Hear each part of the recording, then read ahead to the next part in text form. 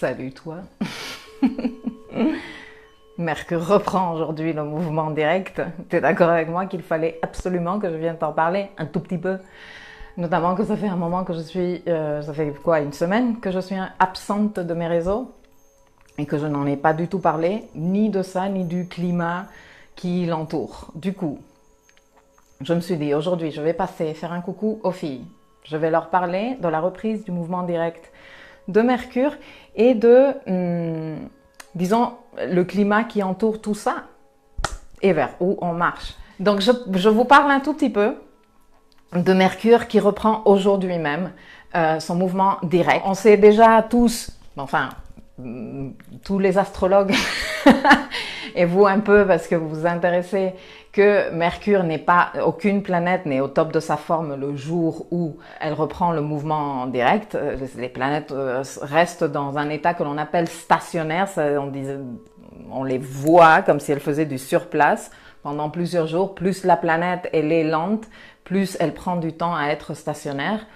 Et disons que quand elle est en mode stationnaire, elle est en mode aussi intense que possible dans l'état d'où elle vient. Donc, disons que Mercure stationnaire après une rétrogradation, c'est quand même un Mercure rétrograde très fort.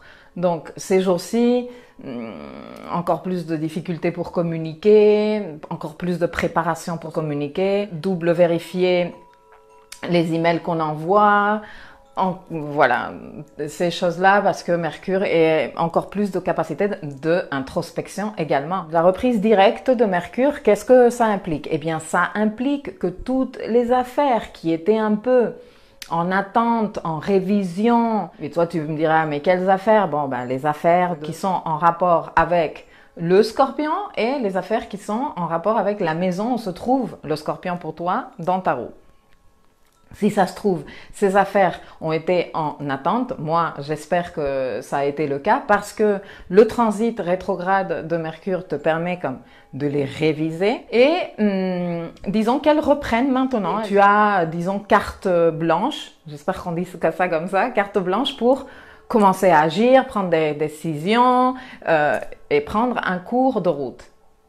Et le climat astrologique accompagne spectaculairement, comme toujours j'ai envie de dire, parce que qui est entré hier dans le signe du Scorpion, qu'il ne visite qu'une fois chaque 2 ans? Qui? Mars. Mars qui est un des maîtres, le maître traditionnel du Scorpion, donc il est un peu chez lui, donc il se sent bien à l'aise, Mars en Scorpion, et toi tu peux sentir cet élan de faire des choses, de tout ce que tu as compris pendant la rétrogradation de Mercure, pendant tout ce processus introspectif que tu as fait, eh bien, maintenant tu as cette énorme détermination de mettre en place des actions concrètes qui matérialisent quelque part toute l'introspection que le voyage de Mercure en Terre plutonienne t'a permis de faire, qui bien évidemment est encore en rapport avec la rétrogradation de Vénus l'année dernière en Scorpion, bien sûr, parce qu'on est en train de parler du signe Scorpion, donc la rétrogradation de Vénus s'est passée exactement dans le même signe, surtout que il reprend au degré numéro 11, qui est où Vénus était arrivée lors de sa rétrogradation l'année dernière.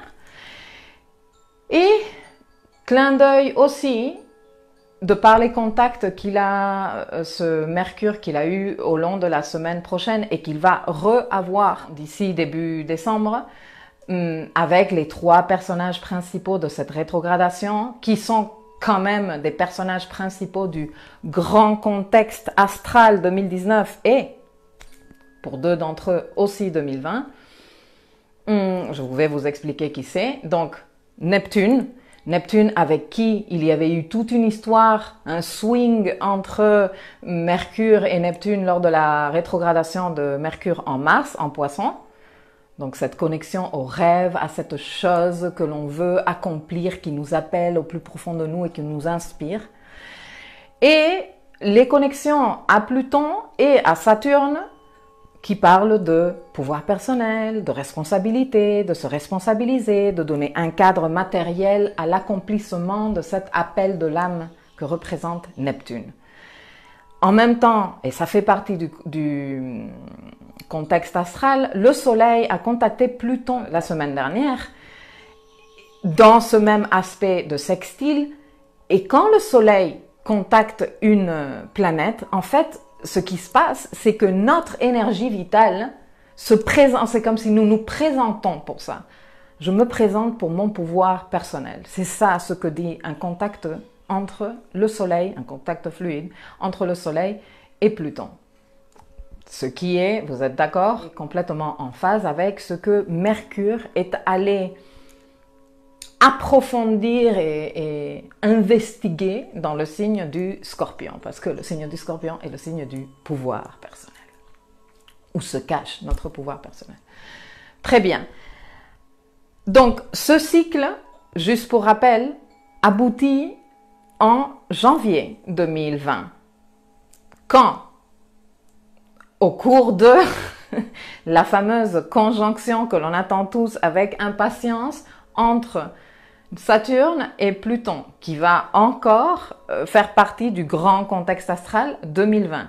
Cette grande conjonction dont j'ai déjà parlé à gauche et à droite se fait pratiquement en même temps, à 2 jours près de la conjonction Soleil-Mercure, la conjonction supérieure qui est, disons, l'aboutissement de cette renaissance de Mercure à laquelle on est en train d'assister depuis qu'ils ont eu leur conjonction inférieure il y a quelques jours. Tout ça se passe en pleine saison d'éclipses, les dernières éclipses officiellement dans l'axe Cancer-Capricorne, sachant que le grand contexte astral 2020 va tourner à 99% autour de l'énergie Capricorne. J'ai envie de te dire que le moment là a sonné pour arrêter de réfléchir, pour commencer à entreprendre des gestes concrets. Avec Mars en Scorpion d'ici début janvier, c'est excellent pour que tu prennes action, que tu mettes en place des gestes concrets, des initiatives actives, ça sert à ça. Mars, à tout ce contexte, se rajoute le fait que nous commençons la saison des miracles, comme on l'appelle en Kabbale, qui est la saison Sagittaire. Il y a la deuxième conjonction de l'année de Vénus en Sagittaire, mais de ça, je parlerai dans mon traditionnel maintenant Facebook Live du vendredi. Mais en disant que c'est un aspect de croissance, de motivation, d'avoir envie de grandir, de créer des liens avec notre entourage, avec d'autres personnes qui nous permettent encore et toujours de grandir en nous faisant du bien. Donc voilà, mesdames et messieurs, pour ce qui est du contexte astral autour de cette reprise de Mercure.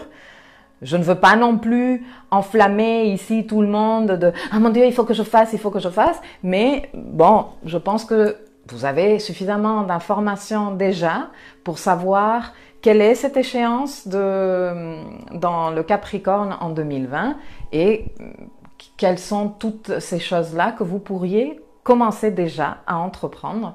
Et le petit coup de pouce que vous pouvez déjà donner en secteur Scorpion de votre roue, où qu'il soit, eh bien c'est très bien. Voilà, rapide et concret.